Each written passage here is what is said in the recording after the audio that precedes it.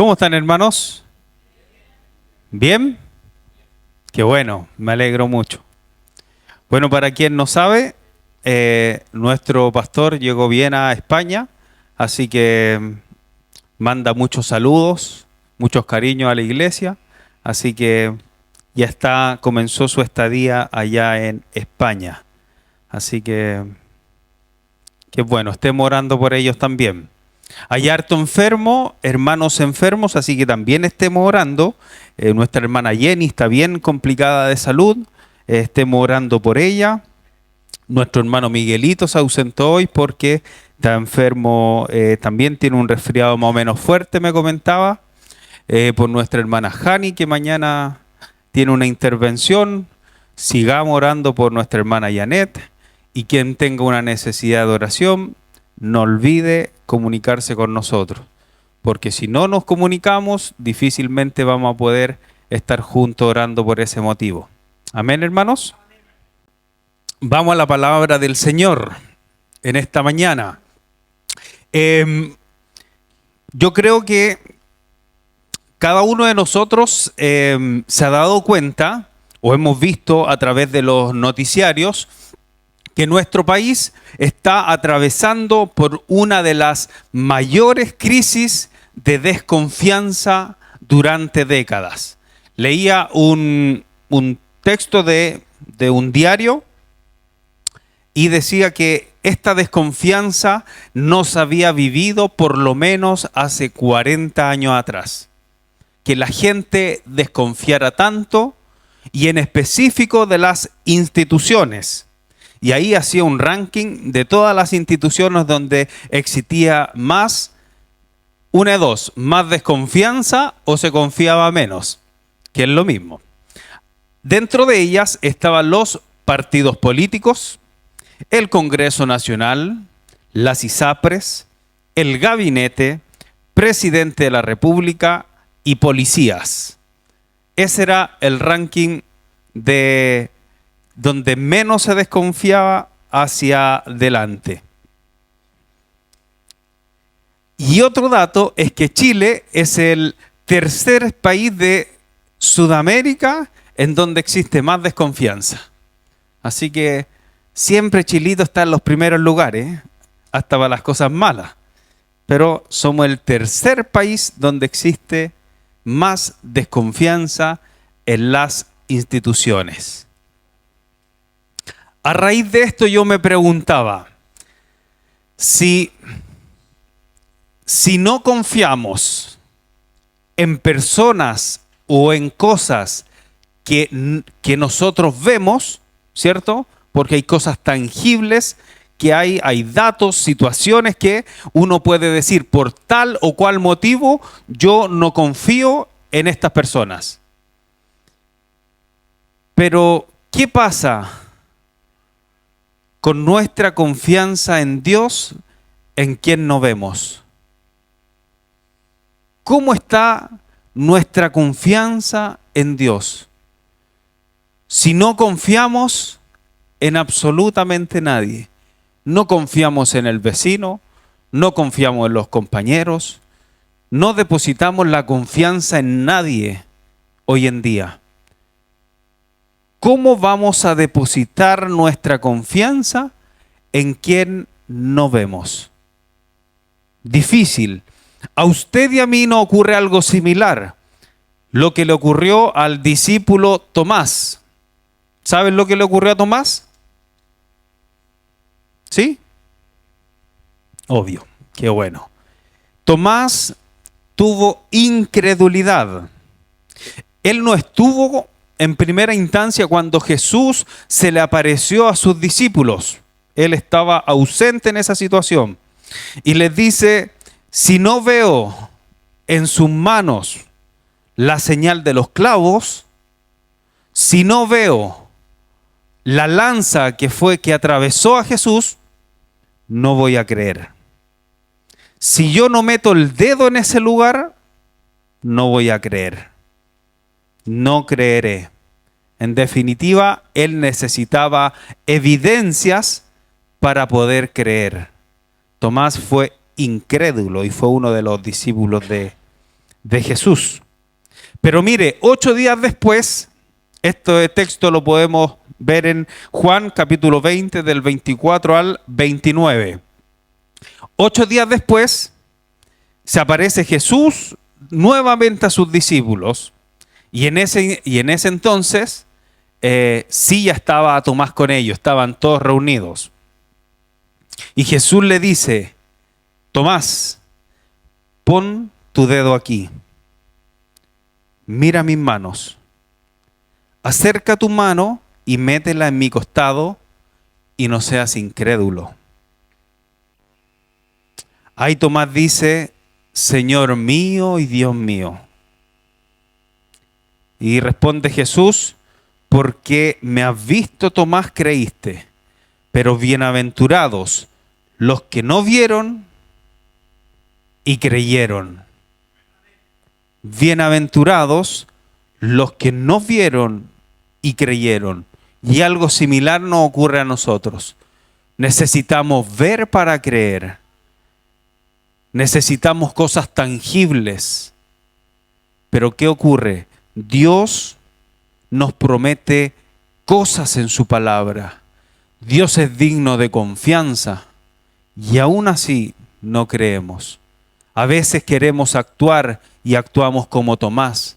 Tenemos que ver para creer, de lo contrario, no confío. ¿Ocurre así o no? Desconfianza es todo lo contrario a la confianza. Confianza literalmente en la Biblia significa una seguridad audaz, confiada y segura. Una seguridad audaz, confiada y segura. Eso es confianza. ¿Y en qué confiar? Confiar en las promesas de Dios. ¿En cuántas situaciones? En todas las situaciones. Incluso, hermanos, en aquellas que parecen ser demasiado adversas. Debemos confiar incluso en aquellas situaciones que parece que todo está en contra. Ahora, ¿por qué confiamos en Dios? Porque Él es digno de confianza, hermano. Es lo mejor que podemos hacer. Si hay una decisión que podemos tomar, es confiar en Dios. Pero nuestra tendencia es confiar en el hombre, es confiar en nuestras capacidades, es confiar en lo que yo tengo, es confiar en el amigo. A ver, espérame un poquito, voy a hacer un llamado y soluciono esto. Suele ocurrir. Hoy estudiaremos en donde los discípulos se enfrentan, estos mismos discípulos, los 12, se enfrentan a una tormenta nocturna, mientras Jesús se encontraba orando en el monte. Y Jesús se le aparece a ellos cuando ellos ya no podían más. Y todo esto, todo este acontecimiento que vamos a estudiar en esta mañana, ocurre solo horas después del milagro en donde Jesús alimenta a los 5.000 hombres con esos 5 panes y 2 peces. 5.000 hombres, no se contaban niños y mujeres, así que evidentemente fueron muchas personas más. Y también relata la palabra que sobraban cestas con comida. Sobró, ¿cierto? Conocemos esa historia. Ya, entonces, pongámonos en contexto. Los discípulos con Jesús estaban en esa escena. Habían alimentado a los 5.000 con la multiplicación de los panes y los peces. ¿Ya? Los discípulos fueron testigos oculares de dicho acontecimiento. No es que se les contó. Ellos lo vieron, ellos estaban ahí. Ellos ayudaron a alimentar a todas estas personas, porque ya se estaba haciendo tarde. Vamos al texto central. Se encuentra en Mateo, capítulo 14, verso 22 al 33. Mateo, capítulo 14, verso 22 al 33. dice lo siguiente. No nos olvidemos, recién había alimentado a los 5.000, ¿cierto? Él estaba despidiéndose de la multitud y ocurre esto, enseguida, dice. De hecho, dice enseguida. Sí. Enseguida Jesús hizo a sus discípulos entrar en la barca e ir delante de él a la otra ribera, en tanto que él despedía a la multitud. Despedida la multitud, subió al monte a orar, aparte. Y cuando llegó la noche, estaba allí solo, y ya la barca estaba en medio del mar, azotada por las olas, porque el viento era contrario. Mas a la cuarta vigilia de la noche, Jesús vino a ellos andando sobre el mar, y los discípulos, viéndole andar sobre el mar, se turbaron diciendo: un fantasma, y dieron voces de miedo. Pero enseguida Jesús les habló diciendo: tened ánimo, yo soy, no temáis. Entonces le respondió Pedro y dijo: Señor, si eres tú, manda que yo vaya a ti sobre las aguas. Y él le dijo: ven. Y descendiendo Pedro de la barca, andaba sobre las aguas para ir a Jesús.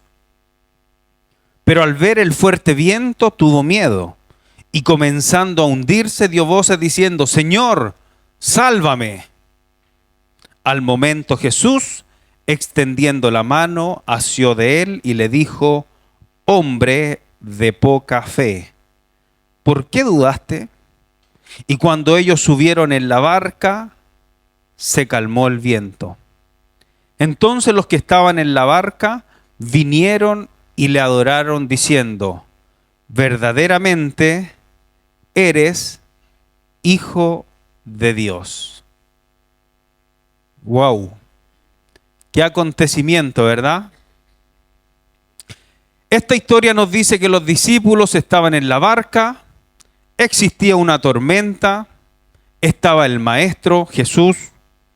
Pensemos que el grupo de hombres que estaba en la barca podemos ser cada uno de nosotros, ¿cierto? Situémonos en ese contexto, que los que estaban en la barca podemos ser nosotros. El Maestro es el mismo, Jesús, ¿cierto? La tormenta puede ser cada una de las circunstancias de la vida que cada uno de nosotros ha experimentado o experimentará en el futuro. La pregunta que podemos hacernos es: ¿saldremos de la tormenta tal como entramos? ¿O la tormenta produce algo en nosotros? ¿Podemos salir diferente de la tormenta? ¿O las tormentas no ocurre nada? ¿No ocurre nada cuando a usted y a mí nos sucede algo? Algo inesperado, algo en donde la situación es difícil. ¿Salimos tal cual? No, ¿cierto? Salimos diferente. Entonces podemos decir que las tormentas o las situaciones sirven para nuestro crecimiento. Para Jesús, esta no fue la única tormenta que vivió. Mateo también relata que Jesús estuvo en otra tormenta, también con los discípulos, pero ¿qué estaba haciendo Jesús? Estaba durmiendo. Estaba durmiendo Jesús y le dicen los discípulos: Señor, estamos pereciendo, ¿acaso no te importa? Y ahí Jesús lo fueron a despertar para que tranquilizara la situación, para que se calmaran los vientos, y dijo: vientos, aquíétense, y cesaron los vientos. Así que Jesús había estado en otra tormenta. Esta no era la primera tormenta, y para los discípulos tampoco. El tema que ahora los discípulos Jesús había ido al monte a orar. Y en la otra tormenta estaba en la barca, pero Jesús estaba durmiendo. Estaba durmiendo. Algo claro que debemos aprender es que si usted y yo no aprendemos la lección con la primera tormenta, Dios enviará una segunda tormenta. Veo cara así como... oh. Hermano, si usted y yo no aprendemos con la primera tormenta, Dios va a enviar una segunda tormenta. ¿Por qué, dirá usted? Porque Él quiere cumplir su propósito en cada uno de nosotros. Y eso es parte de la fidelidad de Dios con nuestras vidas. Él tiene un plan y un propósito. No es que Dios se está ensañando con usted y conmigo. El tema que usted y yo no hemos aprendido con la primera tormenta. No aprendimos con la segunda tormenta. Y a veces no aprendemos con la tercera tormenta. Y las tormentas no van a cesar hasta que usted y yo aprendamos lo que Dios nos quiere enseñar. Hasta que nuestro carácter sea moldeado. No es que Dios es malo con usted y conmigo. No es que Dios dice a tal y o cual lo quiero ver sufrir. Como consecuencia muchas veces sufrimos, pero es porque Dios tiene un plan y un propósito en cada situación, hermanos. Imagínense, estaban los discípulos. A mí me llama la atención esto porque si yo estoy con Jesús, camino con Jesús, como con Jesús, estos discípulos vieron milagros, fueron testigos oculares y aún así no confiaban. Y yo digo, bueno, ¿qué nos espera a nosotros? Pues si sabemos de Dios en la Escritura y Él nos manda a confiar en ellas. Ahora, ¿qué hace que algunos en medio de la tormenta estén desesperados y otro en la misma tormenta esté durmiendo? Porque estaban los discípulos desesperados. Y en la tormenta anterior, Jesús estaba durmiendo, lo fueron a despertar. Jesús, Maestro, ¿acaso no te importa que perezcamos? Estamos desesperados y tú estás durmiendo. Y Jesús les vuelve a repetir, ¿por qué teméis, hombres de poca fe? En la tormenta anterior, cuando Él estaba en la barca con los discípulos. Acto seguido, en el capítulo 14 que acabábamos de leer, otra tormenta, los mismos discípulos, pero ahora Jesús no estaba con ellos. Se había ido al monte a orar. Como les decía, Jesús acababa de alimentar a la multitud con los 5 panes y 2 peces, comió la multitud, sobró, y acto seguido, dice Jesús, hizo entrar en la barca. Ese hizo es que los forzó a entrar. Nos dice el texto por qué no querían ir los discípulos, pero dice Jesús hizo entrar a los discípulos en la barca e ir delante de Él a la otra ribera. Hizo entrar. Ellos no querían entrar, no querían ir al mar, pero ellos en obediencia fueron y Jesús se fue a orar al monte. Ahora no sabemos por qué tenían miedo los discípulos, pero tuvieron que ir. Jesús sí sabía lo que iba a venir en una hora más tarde. Él sabía que iba a venir una tormenta. Sabía que mientras él oraba en el monte, se iban a levantar vientos contrarios. Jesús, a través de esta situación, sabía que ellos iban a crecer en su fe. Al pasar la dificultad, la confianza en Jesús iba a crecer. Ellos serían perfeccionados, porque cada situación adversa que usted y yo pasamos, Dios quiere saber si tenemos una fe madura o si nuestra fe y confianza está depositada en la persona correcta, que es Dios.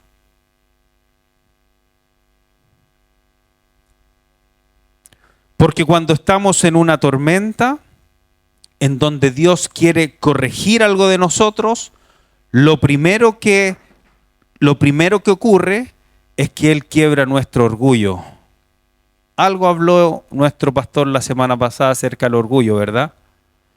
Quiere romper nuestro orgullo. La tormenta, hermanos, mire, la tormenta nos enseña en quién estamos confiando cuando estamos en medio de ella. ¿O qué tan confiados estamos tú y yo en nuestra barca? Dios siempre quiere que confiemos más en Él y menos en nosotros. La tormenta fortalece nuestro carácter. Nos abre los ojos para ver la realidad y desarrollan nuestra fe en el Señor. Hay propósitos de la tormenta, hermano. No ocurren porque sí. Hay propósitos definidos. El tema que nosotros en nuestras limitaciones no alcanzamos a dimensionar lo que Dios nos quiere enseñar. Hasta que pasamos la dificultad y decimos, mira, por esto tuve que enfrentar tal y cual situación. Por esto el Señor permitió tal y cual situación. Pero después decimos, gracias Señor. Gracias Señor porque nunca estuve solo. Gracias Señor porque tú me sostuviste. Gracias Señor porque he aprendido a confiar más de ti, a depender más de ti y menos en mí. Jesús despide al caer la tarde. Esto fue tipo 6 de la tarde. Y dice el texto que Jesús se aparece en la cuarta vigilia de la noche. Los judíos en ese entonces dividían la noche en 4 vigilias. La primera vigilia era de 6 a 9 de la noche. La segunda vigilia de las 9 a las 12 de la noche. La tercera vigilia de las 12 de la noche a las 3 de la mañana. Y la cuarta vigilia de las 3 de la mañana a las 6 de la mañana. Esas eran las vigilias en donde se dividía la noche. ¿Y qué dice el texto? Jesús apareció en la cuarta vigilia. Ellos habían salido tipo 5 o 6 de la tarde entonces, ¿cierto? Y el Evangelio de Juan, capítulo 6, verso 19, relata que cuando Jesús los vio, ellos estaban a cerca de 25 o 30 estadios. Eso quiere decir que cuando Jesús los divisa en el horizonte, ellos estaban aproximadamente a 5 kilómetros de distancia. Estaban 5 kilómetros mar adentro. Eso quiere decir que los discípulos habían remado 9 o 10 horas. Yo no soy pescador ni mucho menos, pero estar remando durante 10 horas no es algo menor, ¿cierto? Y es más, se habían levantado vientos contrarios, había una tormenta, así que mis hermanos discípulos yo creo que ya estaban agotados. Las situaciones, las condiciones para navegar no eran las mejores. La pregunta es, ¿por qué no salió a su encuentro antes? ¿Por qué salió Jesús en la cuarta vigilia de la noche? si ya estaban cansados, si estos discípulos ya estaban fatigados de tanto remar. ¿Por qué no salió antes? Hermanos, porque tanto los discípulos como usted y yo confiamos en nuestras fuerzas, confiamos en nuestras capacidades. Somos tan confiados en lo que podemos hacer que remamos y seguimos remando contra el viento y no avanzamos. Pero no se nos ocurre pedirle a Dios que nos saque de la tormenta o que dé una salida para la tormenta. Otra pregunta que me puedo hacer: a los discípulos, ¿por qué no se les ocurrió orar primero? Si, es que no estamos hablando de cualquier persona, eran los discípulos de Jesús. ¿Por qué no se les ocurrió orar? Muchos de ellos eran pescadores. Ellos no eran gente que no sabía en dónde estaba. Otra pregunta: si vieron la tempestad, si vieron los vientos contrarios que habían, si vieron que las condiciones para navegar no eran las mejores, ¿por qué no se devolvieron? Yo digo, oye, si la cuestión está muy compleja, mejor me devuelvo y le digo, Jesús, mira, sabéis que buena onda, pero mira cómo está, o sea, ¿cómo voy a seguir en esta? Nosotros somos pescadores y esto no pinta para bueno. Pero el orgullo y la soberbia los hace remar, los hace remar, los hace remar, y seguían remando y no avanzaban. ¿Y sabe por qué Jesús no fue a la primera vigilia, no fue a la segunda, ni fue a la tercera y esperó la cuarta? Porque a ellos aún le quedaban fuerzas. ¿Y sabe por qué usted y yo seguimos avanzando en nuestras tormentas? Porque todavía nos quedan fuerzas. Porque queremos ser autosuficientes. Porque queremos salir del conflicto nosotros solos. Porque nuestro orgullo nos impide pedir ayuda. Nuestro orgullo nos impide doblar nuestras rodillas. Porque mientras usted y yo tengamos fuerzas para remar, no vamos a pedir ayuda. Porque tenemos fuerzas. Porque nos creemos capaces. Porque decimos, esta no me la va a ganar. He salido de tantas otras que esta no me la va a ganar. Así que, ¿para qué voy a pedir ayuda? ¿Para qué voy a llamar a un hermano? ¿Para qué voy a llamar al pastor? ¿Para qué voy a orar si todavía tengo fuerzas? Pero cuando no nos quedan las fuerzas, es cuando se nos ocurre, ¿y si oro mejor? ¿Y si llamo a un hermano para que me ayude en oración? Pero ¿sabe cuándo ocurre eso? Cuando ya no nos quedan fuerzas. Cuando ya estamos agotadísimos. Cuando estamos devastados, cuando decimos, ya no puedo más.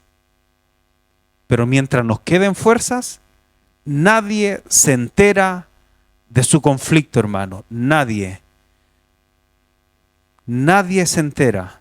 No somos capaces de tomar el teléfono, de decir, hermano, necesito ayuda, necesito oración, porque mi matrimonio no está bien. Necesito ayuda porque mi economía no está bien. Porque sabes que la enfermedad me está sobrepasando, ya no concilio el sueño, ya no duermo por las noches. Pero como todavía nos quedan fuerzas, como todavía nos queda una cartita bajo la manga, somos tan orgullosos que no somos capaces de pedir ayuda. El Señor nos ayude. Vuelvo al principio del texto. Jesús hizo entrar a la barca a los discípulos. Jesús los llevó hasta ahí. Y podemos preguntarnos, ¿por qué ellos obedecieron a Jesús? Llegaron a ese lugar por obediencia, porque dice, Jesús los hizo entrar, pero maestro, ¿y si nos quedamos contigo? A lo mejor, maestro, ¿y si vamos a orar todos juntos? ¿Para qué nos vaya a mandar al mar? ¿Y si te acompañamos mejor? Pero dice Jesús, los hizo entrar. Muchachos, vayan, tienen que ir. Entonces se ven en medio de la tempestad por obediencia. Fueron obedientes y se encuentran con esto. Pero hermano, Jesús permite las tormentas. El tema que nuestra obediencia a Dios no nos garantiza una vida sin problemas. Usted dice, pero si yo soy obediente, yo cumplo esto otro, voy a la iglesia, me voy a las mujeres, voy a los jóvenes, voy a la reunión de varones, no falto los domingos, ofrendo, me estoy poniendo con una sillita y me ocurre todo esto y aún así estoy en medio de esta dificultad. Hermanos, nuestra obediencia a Dios no nos garantiza una vida sin problema. Dios no nos promete una vida sin tribulación. Eso no lo ha prometido, hermano. Lo que Dios ha prometido es que no pasaremos ninguna tormenta sin su gracia. No pasaremos ninguna tormenta sin su fortaleza, sin su presencia, sin su observación y sin que usted y yo encontremos un sentido de propósito en la dificultad que estamos atravesando. Eso sí nos promete Dios, que Él va a estar con nosotros, que Él nos va a fortalecer, que Él va a ir a nuestro lado. ¿Cuándo? Al inicio del proceso, en la mitad del proceso y al fin del proceso. Dios nunca nos deja solos. Así como los discípulos, Él estaba mirando desde el monte. Ellos a lo mejor decían, Jesús nos dejó solos. No, Jesús estaba más presente de lo que ellos pensaban. ¿Y cuántas veces a nosotros nos ocurre lo mismo? ¿Será que Dios me dejó solo? ¿Será que Jesús me dejó a la deriva aquí en la tormenta? ¿Me dejó con los vientos contrarios y Él se fue? No, hermano.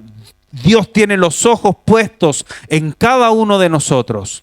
Él nunca nos ha dejado solos.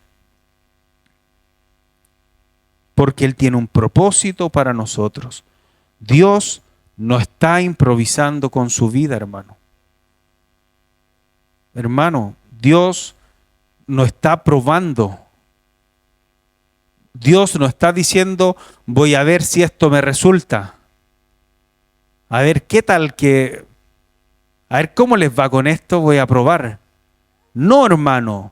Dios tiene un propósito claro. El tema es que nosotros no tenemos el cuadro completo. Por eso nos desesperamos. Pero además de encontrar un propósito en medio de la adversidad, Dios quiere que tú y yo, en medio de ese propósito, en medio de esa dificultad, tengamos gozo. Nos reímos, ¿cierto? Es difícil tener gozo cuando estamos hospitalizados, cuando las cosas no están funcionando, ¿verdad?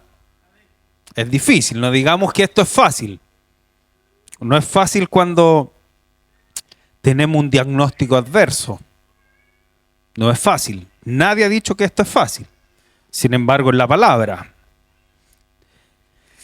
Y además de que Dios quiere que tengamos gozo,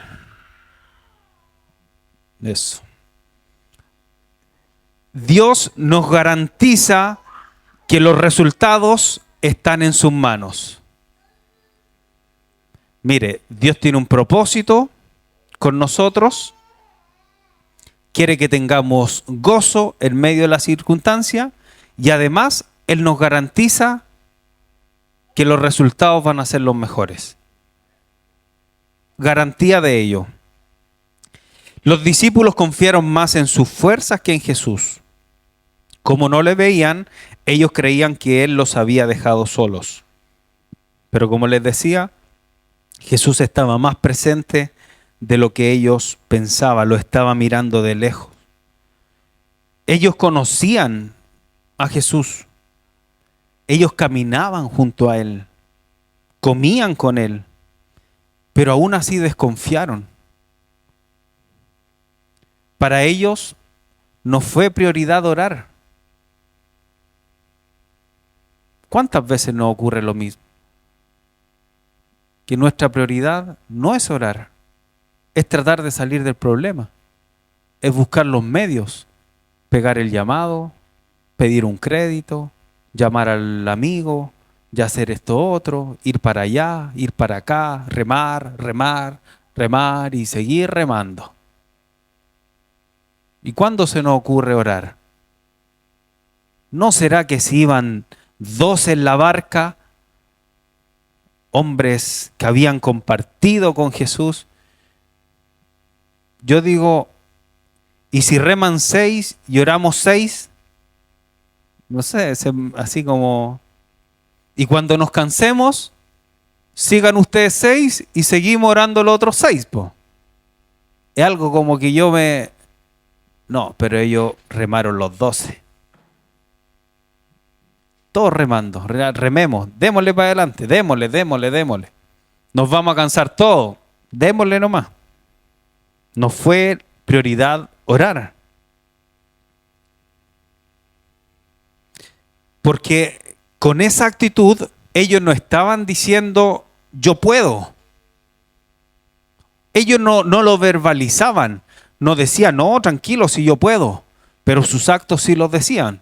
Porque seguían adelante y seguían remando. Es como un niño, me traía a la memoria, un niño cuando aprendió a abrocharse o está aprendiendo a abrocharse los zapatos. Y uno ve que está complicado y le dice, ¿te ayudo? No, si yo puedo, si yo puedo. Y ahí están todo el rato tratando de abrocharse los zapatos. Pero ellos pueden. Así que no quiero ayuda. Yo me los voy a abrochar solo. Hermanos, podemos hacer todo después de orar, pero no podemos hacer nada antes de orar. Se lo repito, podemos hacer todo después de orar, pero no podemos hacer nada antes de orar. Es como que pongamos la carreta adelante del caballo. Pongo una carreta y el caballo atrás. ¿Va a avanzar a algún lugar? No avanzamos, ¿cierto? ¿Alguien conoce las carretas y los caballos, no? ¿Sí? ¿Todo? No, para ver si el ejemplo, porque en mi mente no más funciona, pero yo dije, si pongo la carreta y atrás pongo al caballo y quiero avanzar, no avanzo. Pero si pongo el caballo adelante y la carreta atrás, ahí sí, ¿cierto? Entonces la oración es el caballo y la carreta somos nosotros. Podemos avanzar con oración. De lo contrario, vamos a seguir estancados. Vamos a seguir remando. Vamos a seguir remando. Y vamos a seguir remando. Y vamos a seguir remando. Salieron a las 6 de la tarde aproximadamente. Hermano, mire, pasaron las 7, las 8, las 9, las 10, las 11, las 12, las 1, las 2, las 3 de la mañana. Y Jesús sigue mirando de lejos. Ahí están estos muchachos, remando y remando. No ve a ninguno orando. Porque dice que a la cuarta vigilia de la noche se le apareció. Fue a donde ellos, pero ahí estaba. De las 6 de la tarde hasta las 3 de la mañana por lo menos estaban en alta mar. Y Jesús, esto es una imaginación, diciendo, aún no puedo ir a ellos porque aún les quedan fuerzas.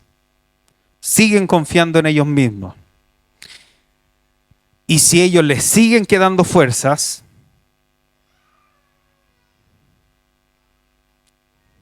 siguen confiando en ellos mismos, ellos no van a aprender la lección. Así que tengo que esperar todavía. La lección es que cuando mis fuerzas terminan, ahí comienza la fortaleza del Señor. Con frecuencia usted y yo no vamos a Dios hasta que nos cansamos. Lo mismo le ocurrió a los discípulos. Como nadie le pidió ayuda a Jesús, Él ve que están cansados, al final Él ve que ya están abrumados, Él ve que ya las fuerzas no les quedan fuerzas, Él ve que la tempestad y la tormenta es dura, ve que los vientos son contrarios y dice, ya mira, voy a ir donde ellos.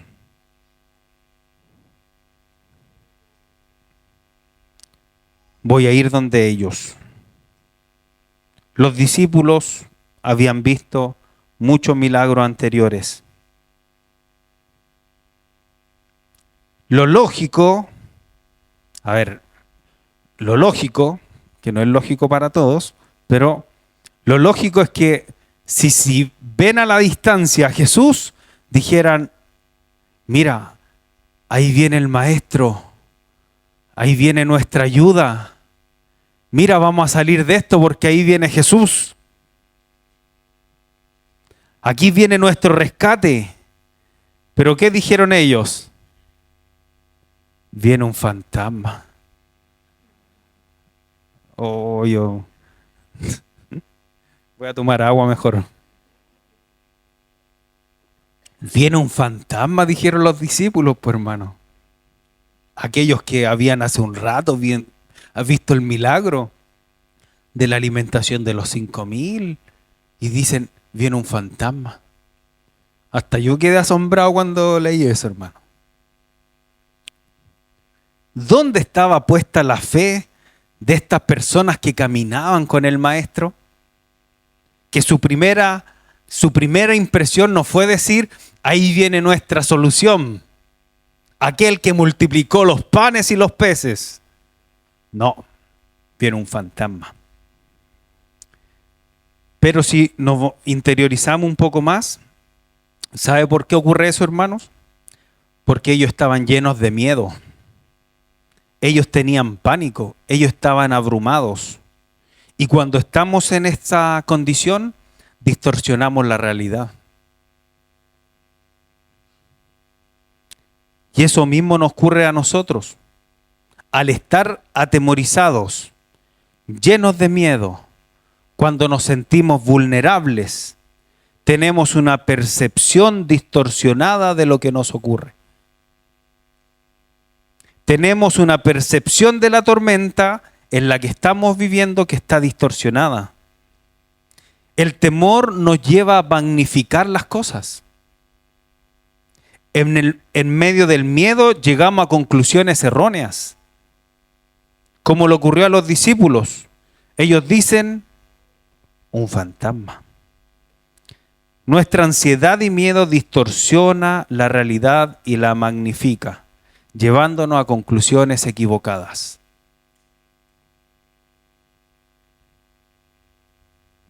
A veces decimos, me ha tocado también, por eso digo que la magnificamos. Tenemos una emoción y creemos que hasta aquí terminó la vida, hasta aquí nomás llegamos, de esta difícilmente voy a salir. Es tan difícil en lo que estoy que yo digo, hasta aquí nomás.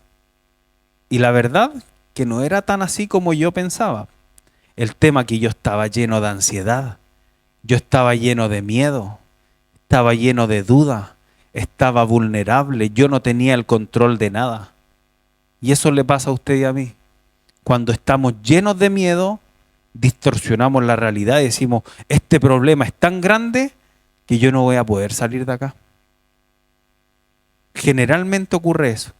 Y mire, los discípulos, cansados, abrumados, llenos de pánico, se nos va a dar vuelta la barca, va a entrar agua, vamos a perecer en medio del mar, así que ven a alguien por ahí y dice, ¡ah, un fantasma!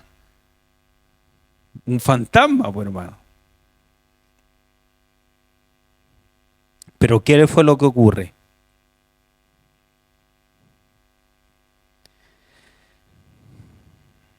Dios nos recuerda constantemente. Mire, Cristo los ve a ellos llenos de miedo y su primera expresión es: no temas, soy yo. Cuando ellos salen con esta aberración, que es un fantasma, le dice: no temas. Él no les va y los cuestiona, le dice: pero ¿por qué? ¿Por qué no hicieron esto? ¿Por qué no hicieron esto otro? ¿Por qué no se le ocurrió esto? No, dice: no temas, soy yo. Esta palabra aparece más de 300 veces en la Biblia. ¿Y sabe por qué? Porque usted y yo vivimos llenos de miedos y temores. Y queremos que otros crean que yo domino la vida. Pero la realidad es que cada uno de nosotros, en diferentes momentos de la vida, estamos llenos de temor. Y Dios nos recuerda constantemente: hijo, no temas. Soy yo en medio de esta circunstancia. Hija, no temas. Soy yo en medio de la adversidad. Para que aprendamos la lección y no volvamos a pasar por la misma circunstancia. Hace un tiempo estaba hablando yo con un hermano. Estábamos hablando acerca de una situación difícil que él estaba enfrentando. Y él me dice que en sus oraciones le dice a Dios: enséñame a aprender rápido lo que me quieres enseñar. Señor, por favor, quiero aprender la lección pronto. No quiero que este proceso se siga extendiendo. Abre mi corazón, mi mente, para aprender lo que tú quieres que aprenda.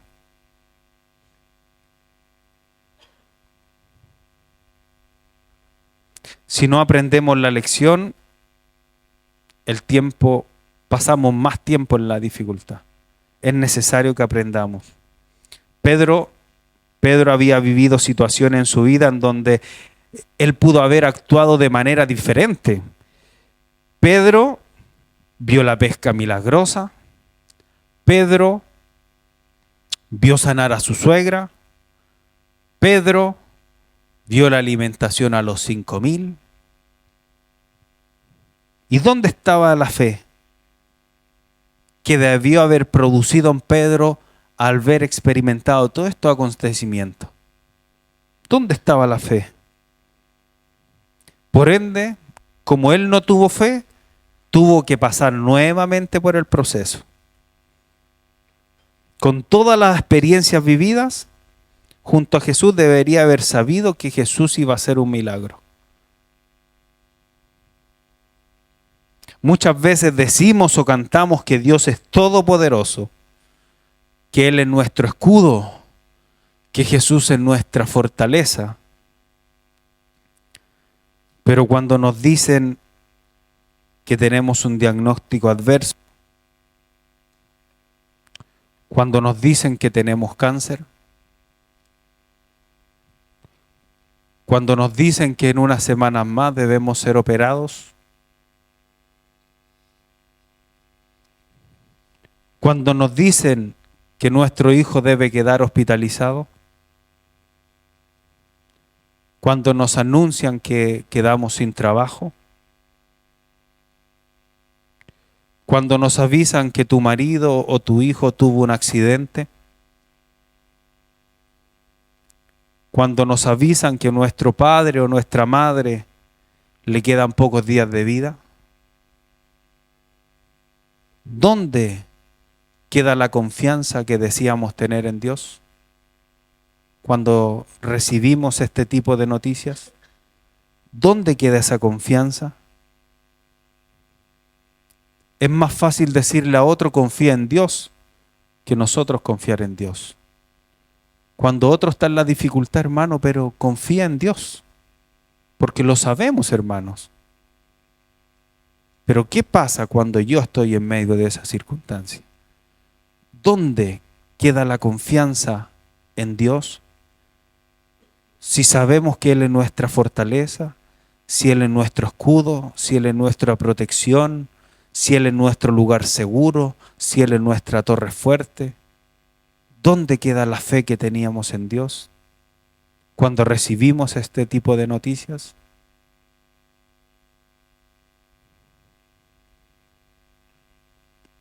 O a lo mejor hay jóvenes, ¿o no? A ver, levante la mano los jóvenes. No, hermana, usted baje la manita. 1, 2, 3, 4, 5. No, no, usted dos de atrás. Hermano Luis Arturo. No, ya, pues. No chacoteemos, por mano. A lo mejor los más jóvenes pueden decir, a mí no me ha tocado vivir esto. Lo que tú me estás relatando de enfermedad, de situaciones, diagnóstico, falta de trabajo, no tengo para parar la olla, me ocurrió esto. Voy a decir, a mí suena bonito, pero no, a mí no me ha tocado, yo no tengo que pagar dividendos, no tengo que pagar luz, agua, gas, y un sinfín que los más grandes sí sabemos.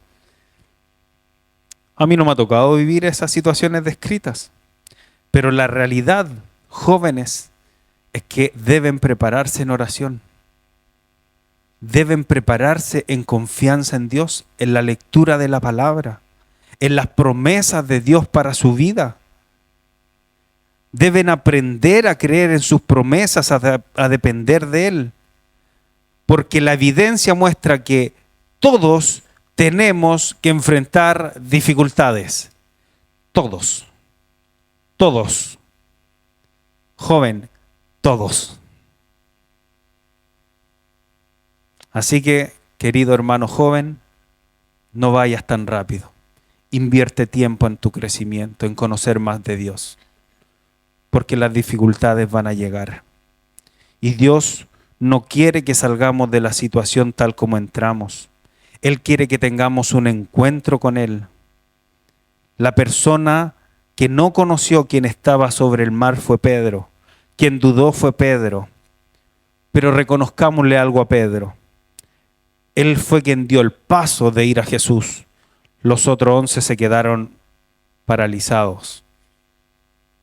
¿Dudó? Sí, pero él dio el primer paso. Pero por su incredulidad, él se hundió. Pero en esa situación también conoció a Cristo, quien lo rescató. Él le tendió la mano.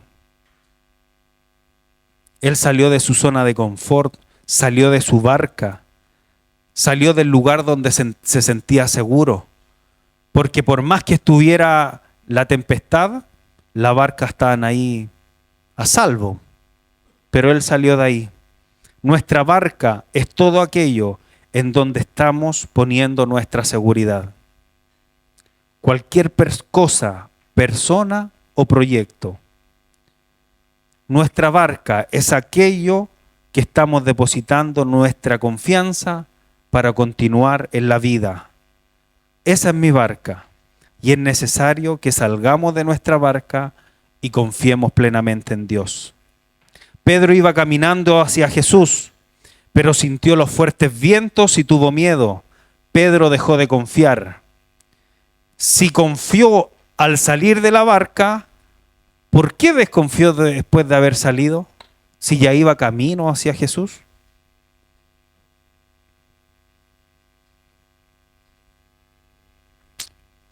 Asimismo, Dios nos extiende su mano una y otra vez. Pedro salió, iba caminando hacia Jesús, sintió los fuertes vientos, se perturbó y se empezó a hundir porque dejó de confiar. Pero ahí estaba Jesús extendiéndole su mano.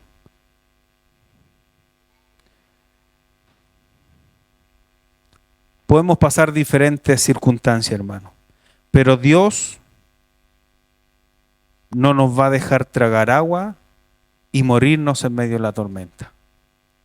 Tengamos la confianza. Ahora preguntémonos, ¿dónde están puestos nuestros ojos hoy? ¿En el Señor o en los fuertes vientos? ¿En el Señor o en las aguas que se están levantando? ¿Dónde están nuestros ojos? ¿Sobre nosotros mismos, confiando en que yo puedo, o en el Señor? diciendo a mí no me va a pasar nada. El quitar los ojos en Jesús nos llena de temor. El quitar los ojos de Jesús nos llena de miedo. Porque si Pedro hubiese mirado a Jesús y él sigue caminando, fiel, y lo sigue mirando, pero ¿el qué hizo? Vio que había viento, que estaba la tormenta. Continúa el texto y dice, cuando ellos entraron a la barca, mire, Cristo ni siquiera habló y cesaron los vientos. De inmediato estuvieron en la orilla. Hay cosas en nuestra vida que nos atemorizan, pero fue Dios quien permitió aquella situación, porque quería encontrarse en este caso con Pedro en alta mar. Me acordé de un dicho cuando estaba escribiendo esto. Hay un dicho que un mar tranquilo, ¿nadie se lo sabe? ¿No? ¿Un mar tranquilo? No. ¿Cómo? Bien, hermano. Ya yo les voy a decir el dicho mejor. Un mar tranquilo. Bueno, un mar tranquilo nunca hizo un buen marinero. ¿Cierto? Sí, por los dichos, por hermano. Es que yo fui marinero. 3 años de marina. No, es un dicho nomás popular. Las tormentas, hermanos, para finalizar. El pastor está hasta las 2:15, así que me queda tiempo. Las tormentas son obligatorias. Pensemos en un currículum de universidad. Los que van a la universidad y tienen que elegir los ramos. Hay algunas que son obligatorias, ¿cierto? Y otras que son, ¿cómo? Optativas. Hay unas que sí o sí tienen que pasar y otras pueden decidir si las toman o no. O en qué momento del proceso las toman. ¿Sí? ¿Están de acuerdo nosotros los jóvenes? ¿Sí? No está de acuerdo allá atrás. Ya. Hay algunas materias que dicen obligatorias y otras que son optativas. Hay una materia para todos nosotros que dice tormentas de la vida. Y esta no es optativa, esta es obligatoria. Y hay algunos currículum de algunos de nosotros que dicen tormentas de la vida 1, tormentas de la vida 2, tormentas de la vida 3. Y no son optativas. Y como decía, algunos toman magíster en tormentas de la vida. Pero hermanos, si estamos en esa circunstancia, no es que Dios se ha ensañado con nosotros. Dios está trabajando en nuestro carácter. Dios nos quiere enseñar. Dios tiene un propósito con cada uno de nosotros. Y es en esta circunstancia en donde somos trabajados. Quiero invitar a mi hermano a repartir los símbolos, por favor. Finalmente, los que estaban en la barca, al cesar los vientos, ¿qué hicieron? Lo adoraron, diciendo verdaderamente, eres el Hijo de Dios. A pesar de la adversidad, al pasar el proceso, ellos la adoraron. Se rindieron ante Él y reconocieron que Jesús era el Hijo del Dios viviente. Hermano, llegará el día que cesarán los vientos en nuestras vidas. Llegará el día que todo estará en calma. Va a llegar el día. Hermano, va a llegar el día. Hermano, el proceso no dura para siempre. El proceso no dura para siempre. Estos discípulos tuvieron que pasar, pongámosle, si salieron a las 6, a la cuarta vigilia, 12 horas. 12 horas de tormenta. Llegó Jesús y cesó la tormenta. Se calmaron las aguas. Y se calmaron las aguas. Va a llegar el día, hermano, que si en este momento estás atravesando dificultad, van a cesar los vientos. Esto no dura para siempre. Pero es necesario que confiemos en Dios. En donde un mundo nadie confía en el otro. Como decía al principio, nadie confía en las instituciones. Pero nosotros, hijos de Dios, necesitamos confiar en Dios. Necesitamos confiar en sus promesas. Dios no es hombre para mentir, ni hijo de hombre para arrepentirse. Pero necesitamos aprender. Dejemos la soberbia de lado, hermano. Dejemos el orgullo de lado. Si crees que necesitas ayuda, acércate a alguien. Ora junto a alguien. Estudia la palabra junto a alguien. No dejes de congregarte, hermano. Si necesitas ayuda, acá está tu iglesia. Podemos orar los unos por los otros. No sigas remando solo, hermano. No sigas remando sola. No te garantizamos que te vamos a solucionar el problema, porque eso lo sabe Dios. Dios sabe cuánto dura cada proceso. Sin embargo, ten la seguridad de que vamos a estar juntos orando. Ten la seguridad que Él no te ha dejado solo. Él no te ha dejado sola. Los ojos de Jesús están mirándote de lejos. En esta tribulación, en esta angustia, en estos miedos, en esta incertidumbre que estás viviendo, Dios está de lejos mirándote. Pero es necesario que nos arrodillemos y oremos a Él. Porque si de lejos Dios ve que tú estás luchando con tus fuerzas, Él va a ir a ti cuando diga: Señor, ya no puedo más. Pero es necesario que acudamos a Dios ahora. Ahora es el tiempo en donde podemos rendir nuestras vidas a Dios. En este tiempo podemos reconocer que Cristo es verdaderamente el Hijo de Dios. Confía que Él está obrando en nuestras vidas. Confía, hermanos, Él es digno de confianza. Su palabra y sus promesas son verdaderas. La palabra de Dios es verdadera.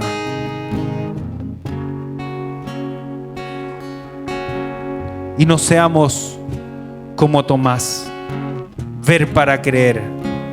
Jesús dijo: bienaventurados los que creyeron sin ver. Dichosos los que creyeron sin ver. Dichosos los que están sufriendo y aún así creen. Dichosos, bienaventurados aquellos que están afligidos, pero aún así creen. Bienaventurados los que están tristes, angustiados, pero aún así se postran delante del Señor. Bienaventurados los que no tienen trabajo y aún así perseveran. Bienaventurados los que tienen problemas familiares, matrimoniales, pero aún están aquí buscando de la presencia del Señor. Bienaventurados, dichosos todos aquellos que están enfermos, que están lidiando con una enfermedad por años, pero aún están tomados de la mano del Señor. Aún así siguen creyendo. Bienaventurados aquellos que el pronóstico es incierto, pero aún así se arrodillan delante de la presencia de Dios. Bienaventurados aquellos que creen sin ver, porque no estamos nosotros en nuestras limitaciones, no sabemos cuál es el fin de la situación, no sabemos cuál va a ser el futuro, pero Dios sí lo conoce, porque estos discípulos no sabían cuánto iba a durar esta tormenta, pero llegó Jesús y calmó la tormenta, calmó las aguas. Pero a veces creemos que esto va a ser eterno. Hermano, iglesia, es tiempo de creer, de vivir un evangelio real. Si decimos creer en Dios, pongámoslo en práctica. No solamente seamos oidores, sino también seamos hacedores de la palabra. Y pidamos ayuda, hermano. No sé si alguien tiene un motivo de oración, que levante su mano y queremos orar por él, porque sabemos que hay aflicción en medio nuestro. Todos estamos lidiando con algo, hermano. Estoy seguro de eso. Todos lidiamos con alguna situación familiar, una enfermedad, crisis económica, con nuestros hijos, espiritualmente. Todos lidiamos con algo en el espíritu. Y es necesario que estemos orando. Es necesario buscar la presencia del Señor. Pero ten la confianza que Dios no te ha dejado solo. Este es un tiempo de creer, hermano. Este es un tiempo de creer. Te quiero invitar ahí que en tu lugar empieces a orar y dile: Señor, la verdad que sigo remando, pero estoy cansado. Sigo remando, pero ya no me quedan fuerzas. Señor, no sé cuánto tiempo más voy a vivir esta situación, pero quiero confiar en que tú tienes todo bajo control. Señor, perdóname por mi ansiedad. Perdóname por mi desesperación. Señor, perdóname, Padre, porque estoy afanado remando. Padre Santo, ayúdame, Padre. Padre Santo, oramos por la iglesia en esta mañana. Oro por cada persona, por cada familia representada. Oro por aquellos que tienen un diagnóstico adverso. Oro por aquellos, Señor, que el doctor dijo que les faltaba poco. Oramos por aquellos que tienen un esposo enfermo, una esposa enferma. Oramos por aquellos que tienen un hijo enfermo, un familiar. Oramos, Padre Santo, por restauración en los matrimonios. Oramos por aquellos, Padre Santo, que están al borde del divorcio, Padre. Oramos, Señor, para que abramos nuestros corazones, Padre Santo, y depositemos nuestra confianza en usted, el creador de los cielos y la tierra. No le estamos sirviendo una imagen, no le estamos sirviendo un ídolo, Padre. Le estamos sirviendo al Rey de Reyes y Señor de los Señores, aquel que creó los cielos y la tierra. Padre Santo, podemos pasar tribulación, angustia, pero ¿qué nos separará del amor en Cristo Jesús? Ni lo alto, ni lo profundo, ni hambre, ni desnudez, ni ninguna otra cosa creada nos podrá separar de tu amor, Dios. Gracias, Señor, por esta palabra, porque así como me has hablado a mí, creo que tú también le has hablado a tu iglesia, Padre Santo. Señor, que meditemos en esta palabra. Aquellos que están sufriendo, queremos ser, Padre Santo, aquellos que den una palabra de ánimo, aquellos, Padre Santo, que nos abracemos, que nos demos un abrazo fraterno, aquellos, Señor, que estemos unidos, aquellos, Padre Santo, que le digamos al hermano: puedes contar conmigo, pero no solamente de palabra, sino también esto sea algo práctico, que nos ayudemos los unos con los otros. Padre Santo, damos muchas gracias. Gracias, Padre, por la oportunidad de escuchar tu palabra, Señor. Damos gracias. Hermanos, así como Jesús le dijo a los discípulos: bienaventurados los que creyeron sin ver, el sacrificio de Cristo en la cruz también fue real, hermano. Él fue clavado en la cruz. Él fue azotado. Él fue traspasado con la lanza. A él le pusieron una corona de espinos. A él lo maltrataron sin teniendo la culpa. Él fue enjuiciado y no hallaron culpa en él. Pero Él lo hizo por amor a nosotros. Él lo hizo porque a través de este sacrificio hoy podemos decir que tenemos salvación y vida eterna, solamente por el sacrificio de Cristo, solamente porque Dios nos envió a su único Hijo, porque nos ama de tal manera que dio a su Hijo unigénito, para que todo aquel que en Él crea no se pierda, mas tenga vida eterna. Vamos a hacer memoria, hermano. Vamos a hacer memoria del sacrificio que hizo Cristo en la cruz. Pero a través de este acto también anunciamos su venida, porque hay una eternidad gloriosa, hermanos. Le invito a ponerse en pie y antes de cenar cantemos una alabanza, hermanos.